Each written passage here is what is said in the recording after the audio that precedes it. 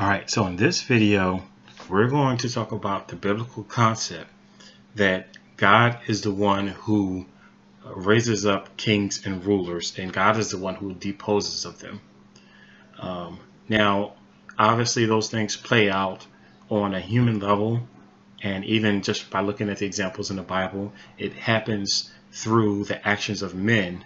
But ultimately, as a Christian, as the Bible being the infallible Word of God, and understanding that God is sovereign above all things, then it's logical to come to the conclusion, which is supported by the Bible, that anyone who gets into power has done so under God's, either by God's decree or by God allowing it. However way you want to look at it. To me, sometimes I kind of think they're the same thing. So the first one we're going to look at is, the first scriptures we're going to look at is here in the book of Daniel, Daniel chapter 2. Now, to give you a little context to this, in Daniel chapter 2, King Nebuchadnezzar, the king of Babylon, he started having dreams that were symbolic, and he didn't understand it. And long story short, just to skip some of this, the prophet Daniel and his friends prayed to God for a interpretation of the dream, because the king was angry and killing all of the wise men and that sort of thing. Like, you guys are frauds. You can't help me with this dream. You don't have any real power. So, and because Daniel and his friends were part of that group of people, they prayed to God for a revelation to save their lives.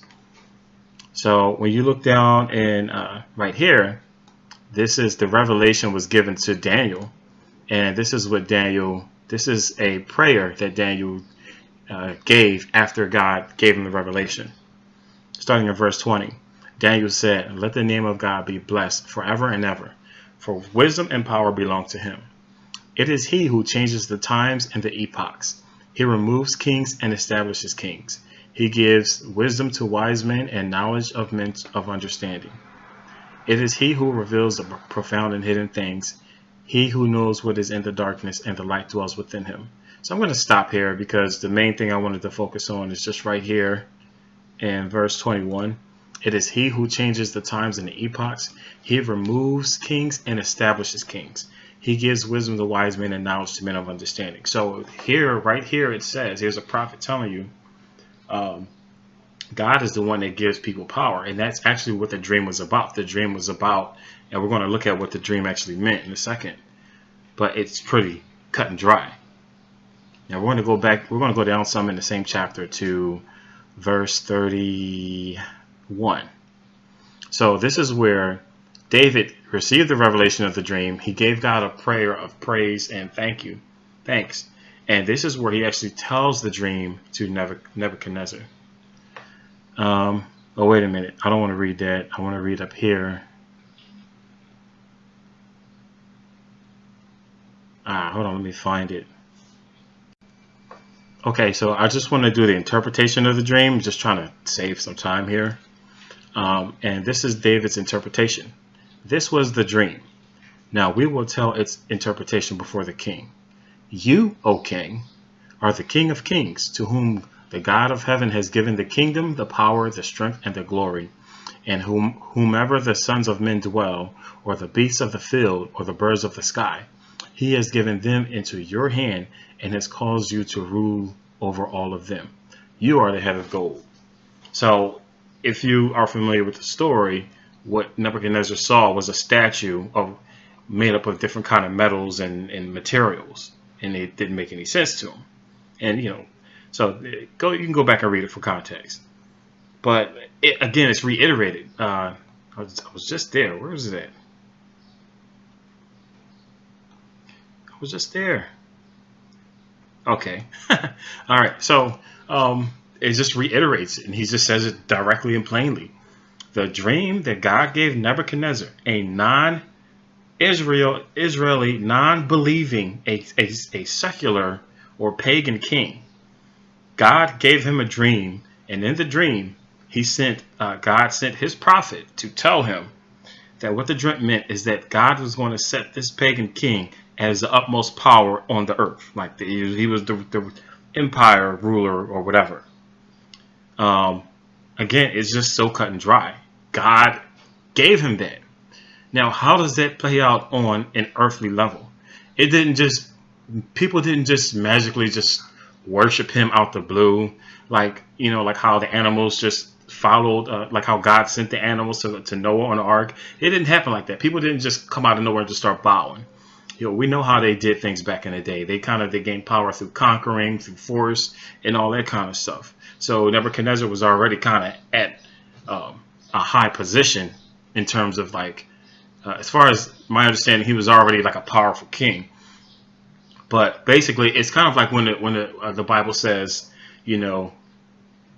these people will be delivered into your hands, or that sort of thing. Basically, like, through different ways, he's going to be ruling them, and it's ordained by God. This guy is a non-believer. He might not even respect God. There are points in this story where, in Daniel's account, where he has no regard for God whatsoever. But the whole point is that God set this man and gave this man this power over everybody, and gave him the mightiest kingdom at that time. All right, so now if you look in Daniel chapter 4, verse 14 or 13 here, you're going to see Nebuchadnezzar having another vision. And when you read chapter 4, you'll see that Nebuchadnezzar basically had a vision that showed his rise to power and his fall from power. And this section right here, chapter 4, verse 14, this is how it goes. This is this is Nebuchadnezzar telling Daniel his dream. He shouted out and spoke as follows, meaning, wait, let me start from here. This is Nebuchadnezzar. I was looking at the visions in my mind as I lay in bed, and behold, an angelic watcher, a holy one, descended from heaven. He shouted out and spoke as follows. Chop down the tree and cut off its branches. Strip off the foliage and scatter its fruit. Let the beasts flee from under it, and let the birds from its branches. Now I'm going to skip a little bit. Let his mind be changed from that of a man, and let a beast's mind be given to him, and let seven periods of time pass over him.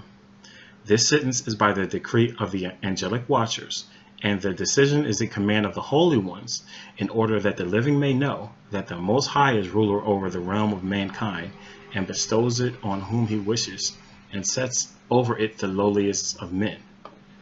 Now Daniel interprets the dream and tells Nebuchadnezzar what the dream is, but basically it talks about, okay, the previous scriptures talked about God setting up Nebuchadnezzar as the mightiest king and all of that stuff.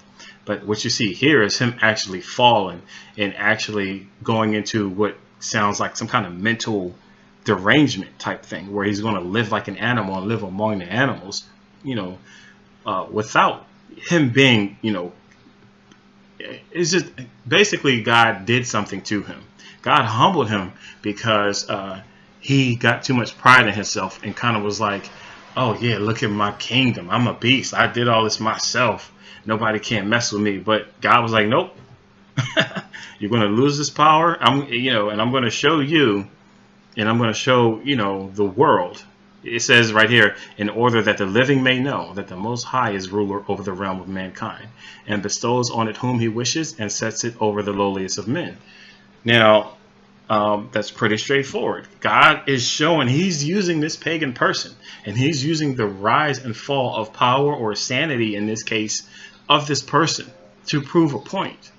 So it's easy for us to look at the human side of things and see how evil people do things and how good people do things and how we work hard at things ourselves, and just kind of to think of the human aspect of it.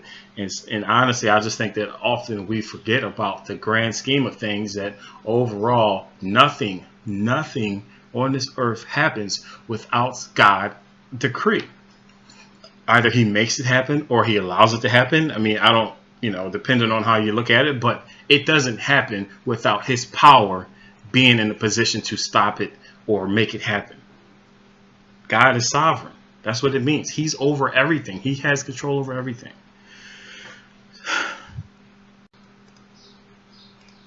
All right, so now we're going to look at Deuteronomy 2. And what I want to show here is that God, often we say, well, we can think like, well, yeah, God used Israel to dispose certain peoples out of the land and that sort of thing. But God used other nations too to drive certain people out and to give them certain land. It wasn't just Israel, it was other nations. There were pagan nations that God had ordained a certain plot of land for them, that other people were actually living in that land and had it taken from them, and this was ordained by God. And I'm going to explain in a second why I bring that up and why it's significant. So here we are in Deuteronomy 2, Deuteronomy chapter 2, verse 1. This is Moses talking. Then we turned out, meaning all the Israelites, then we turned and set out for the wilderness by the way of the Red Sea, as the Lord had spoke to me, and circled Mount Seir for many years, and the Lord for many days. And the Lord spoke to me, saying, you have circled this mountain long enough. Now turn north and command the people, saying, you will pass through the territory of your brothers, the sons of Esau, who live in Seir, and they will be afraid of you, so be very careful. Do not provoke them, for I will not give you any of their land, even as little as a footstep, because I have given Mount Seir to Esau as a possession.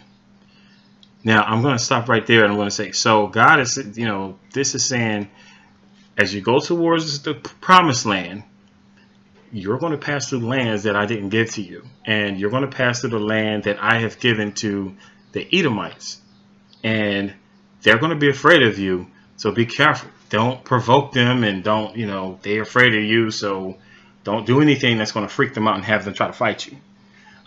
Because none of this land is yours. So if you get in a fight with them, I ain't blessing you. This land is for them. And the reason why I stop right there is that make a note of in verse 5.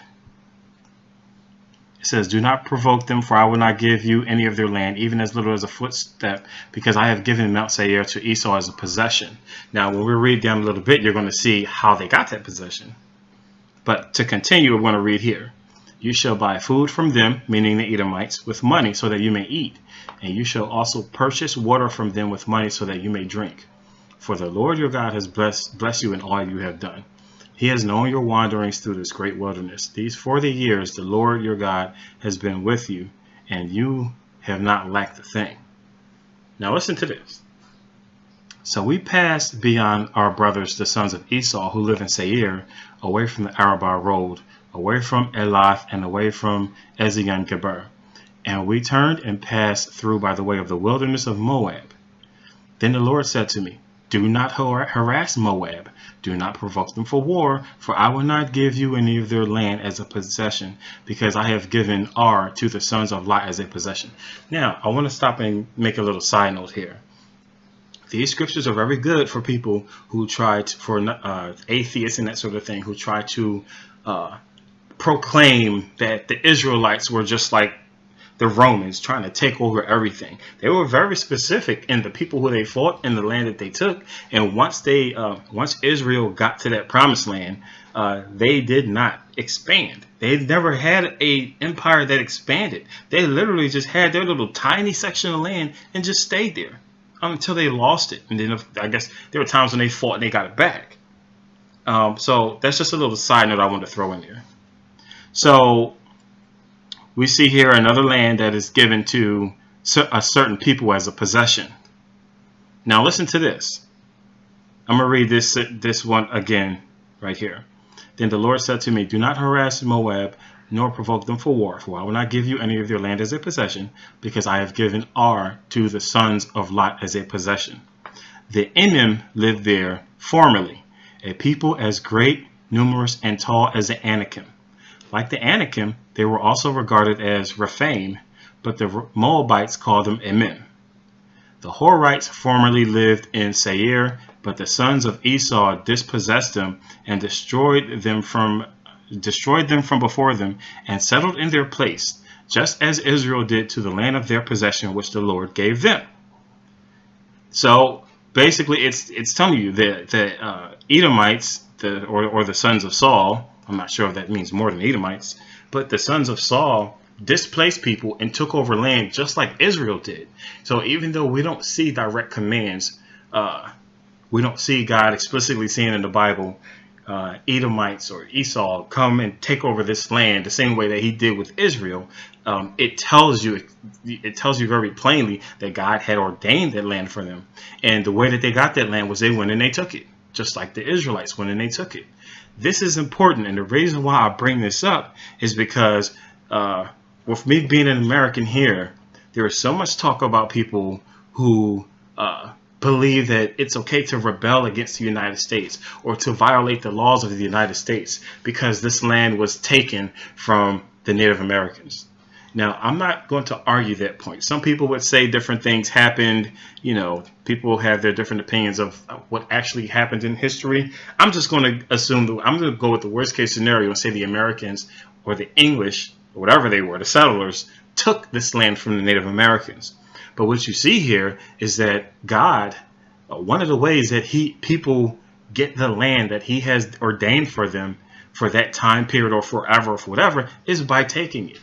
Now, I'm not saying that this justifies, like this automatically makes it okay for a certain person to steal someone's land. Like, oh, I can read this and I can go break into my neighbor's house and go steal it. I'm not saying it. What I'm saying is that things may play out a certain way on a human level that we may not like, we may not understand, but God is the God that's in control of all of this. God, you know, some people have this belief that God only watched over Israel and kind of like he ignored everyone else. But passages like this tell you that's not the case. God is the God of the entire earth. And he sets up governments. He sets up empires. He sets up dictatorships. All of those things, good, bad, and ugly. Like, God is above them. And for them to have gotten to where they've gotten, God has allowed it, or God has decreed it, or however way you want to look at it. So when it comes to the American government, you know, the whole idea that, oh, we shouldn't enforce certain laws like immigration laws because we're a land of immigrants and this isn't really American land, that is totally inappropriate from a biblical worldview. And of course, that's not even looking at the scriptures that explicitly say obey the government.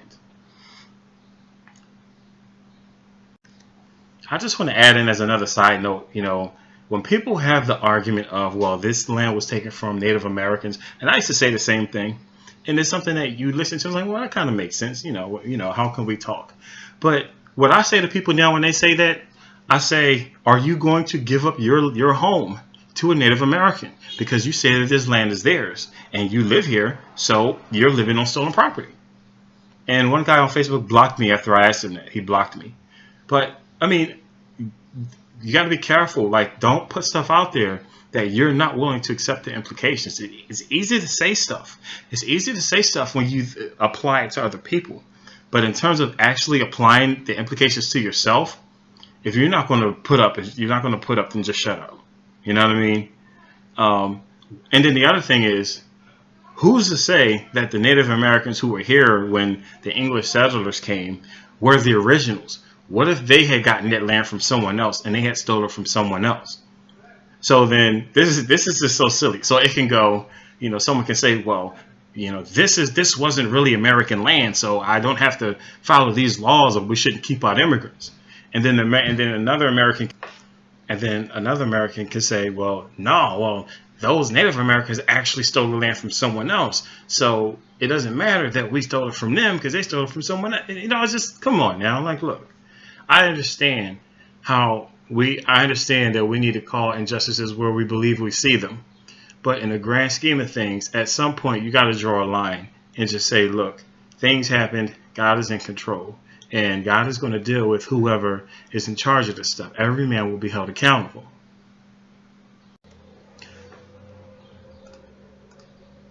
Moving along here, verse 13. Now arise and cross over the brook Zered yourselves. So we crossed over the brook Zered. Now the time that it took for us to come from Kadesh Barnea until we crossed over the brook Zered was 38 years, until all the generation of the men of war perished from within the camp, as the Lord had sworn to them. Moreover, the hand of the Lord was against them to destroy them from within the camp until they all perished. So it came about that when all of the men of war had finally perished from among the people, that the Lord spoke to me, saying, today you shall cross over Ar, the border of Moab, And when you come across the sons of Ammon, do not harass them nor provoke them, for I will not give you any of the lands of the sons of Ammon as a possession, because I've given it to the sons of Lot as a possession. So this it's kind of a reiteration, but there's going to be more to it. It is also regarded as the land of Rephaim, for Rephaim formerly lived in it, but the Ammonites called them Zamzummim, a people as great, numerous, and tall as the Anakim. But the Lord destroyed them before them. Now, here's that term that I think I mentioned earlier. Hopefully I did. It says that it was the land of Rephaim, for Rephaim formerly lived in it, but the Ammonites called them Zamzummim. The Lord destroyed them before them. So Rephaim formerly lived in it, but the Ammonites destroyed them. And because that was the land, and it says right here, let's just continue. And they displaced them and settled in their place, just as he did for the sons of Esau who lived in Seir when he destroyed the Horites before them. They dispossessed them and settled in their place, even to this day. And the Avim who lived in villages as far as Gaza, the Caphthorim who came from Caphtor, destroyed them and lived in their place. Arise, set out, and pass through the valley of Arnon. Look, I have given Sihon the Amorite king of Heshbon and his land into your hand. Begin to take possession and contend with him in battle.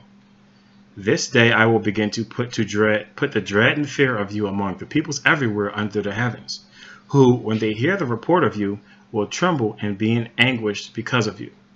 So that was a whole lot there, but basically, so not only were the Edomites, not only did God have the Edomites drive out people, and it says that God did it for them. Like God basically gave them the power to win. God decreed that they would win and take this land.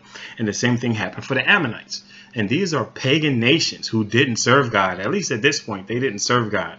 So again, when you look at things that's happening in the world today, and you know, all kind of power changing hands and that sort of thing, and you see people being displaced, God is in control. Now, again, I'm not selling you. I'm not exactly, to be honest, I'm not exactly sure what I'm trying to say here, because I'm not saying that you should ignore generally any kind of bad thing that ever happens. At the same time, you have to kind of have a mindset that God is in control of what happens, so, and who gets into power. I honestly don't really know the proper way to make that play out. But my whole point is, we got to be careful when we look at all kind of things in the world that we say that ain't right, that's not fair, and then we want to act on it as if we're the mighty enforcers of God, like we're supposed to make everything the way that we want, and just assuming that something's a social injustice just because we don't like it and we think it's unfair. There's a balance to be had here. I honestly don't really know where it's at. I'm just trying to share this with y'all to hopefully just give you a better idea of what the Bible actually says about this stuff. I want to look at one more passage, and I got to warn you, it's very grim. This is Hosea 13:16. Samaria will be held guilty, for she has rebelled against her God.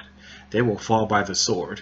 Their little ones will be dashed in pieces, and their pregnant women will be ripped open. So this is talking about children being killed, pregnant women being ripped open, and babies being murdered. The reason why I wanted to share this is that when we talk about God puts leaders in charge and he puts kings in place, according to this, and there is more, but I think this is fairly sufficient.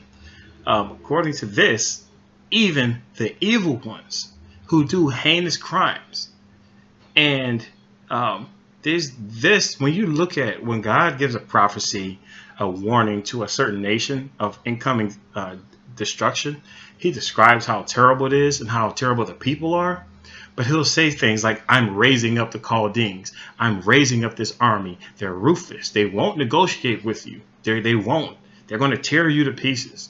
And so he's saying that he's using, what do you say, sinful rulers or sinful peoples to enact his justice on other peoples. And again, I'm going to say this again, and I want to wrap up the video with that, but I just want to say again, I can't tell you exactly what the proper balance is in terms of caring about what happens in this world and wanting to change what we can and do good versus understanding the sovereignty of God and that certain things happen to certain people as judgments.